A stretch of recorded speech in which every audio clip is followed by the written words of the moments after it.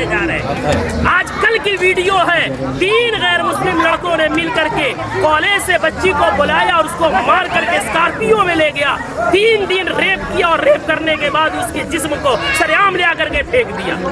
آئے دن یہ خبریں آ رہی ہیں۔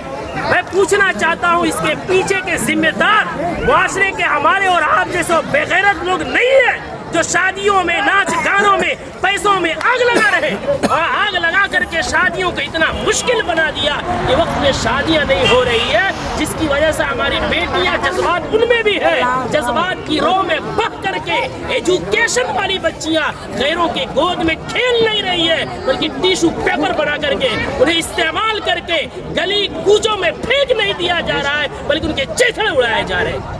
اتنے ادب و احترام کے ساتھ بار بار اصرار کرنے کے بعد جھک کر کے باپ کہہ کر کے بھائی کہہ کر کے ایمان کا حوالہ دے کر اسلام کا حوالہ دے کر پوری سوسائٹی کے عہد و پیمان کا حوالہ دے کر کے کہا گیا، لیکن پھر کیوں نہیں مانے؟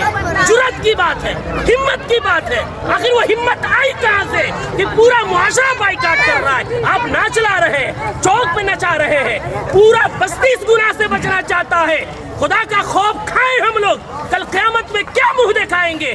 پورے گاؤں میں نچاتے ہوئے لے کر آتے ہیں، مسجد کے سامنے سے لے کر آتے ہیں، پورے گاؤں میں۔ یہ کیا ہے؟ اس کو ضد نہیں کہتے ہیں تو اور کیا کہتے ہیں؟ اس کو ہٹ دھرمی نہیں کہتے ہیں تو کیا کہتے ہیں؟ کون ہے وہ مولوی، کون ہے وہ عالم دین جس نے قرآن اور حدیث پڑھا ہے اور اتنی سختی سے منع کرنے کے بعد اس مجلس میں اس شادی میں ناچ گانا ہو اور وہ نکاح پڑھائے، اس کا قرآن اور حدیث اجازت دیتا ہے؟ میں تو احترام کرتا ہوں کہ انہوں نے پہلے ہی جو ہم سے محبت اور شفقت کے ساتھ اقرار کیا ہے۔ کون ہے ایسا جو جس مجلس میں ناچ ہو رہا ہو، جس اسٹیج میں ویشیوں کا دھندا چل رہا ہو، جس اسٹیج میں کھڑا ہو کر کے بہنوں کے پاؤں میں گھنگرو باندھا جا رہا ہو، ان کے سروں سے دوپٹے کھینچے جا رہے ہو، جس نکاح جو عبادت ہے اس عبادت کے اندر معاشرے کے لنگے لفنگے اور لونڈے عورتوں کے پیچھے تالیاں بجا رہے ہو، وہ نکاح میں کس مولوی کا علم اجازت دے گا نکاح پڑھانے کا؟ کون سی قرآن اجازت دے گی؟ کون سی حدیث اجازت دے گی؟ یہاں سب کلمہ پڑھنے والے ہیں، ہم مریں گے رب کے سامنے حاضر ہوں گے۔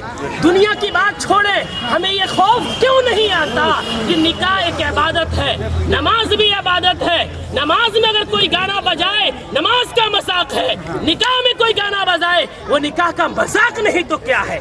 جو مولوی قرآن کی آیت پڑھیں گے ان کا مذاق نہیں تو کیا ہے؟ حدیث